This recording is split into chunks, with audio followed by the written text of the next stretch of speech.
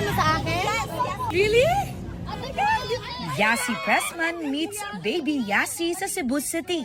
Ang unexpected encounter, naging extra special nang regaluhan ng aktres ang bata. Thank you. Hi, baby. Baby, Yassi na naman tayo nakita. Sige, sagot ko na yung grade 2 niya. It's official. Private pilot na ang kapuso actor-director na si Sian Lim. Labis ang pasalamat niya sa lahat ng sumuporta sa kanyang bagong journey. BTS Jimin nagbigay ng life update from the military. Sa Weverse, ibinahagi niya ang ilang pag-uusap nila ng kabady niyang si Jungkook.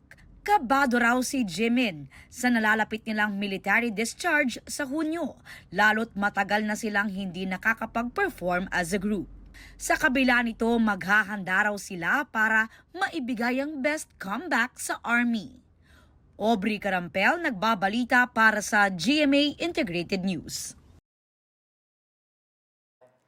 Huwag magpahuli sa mga balitang dapat niyong malaman.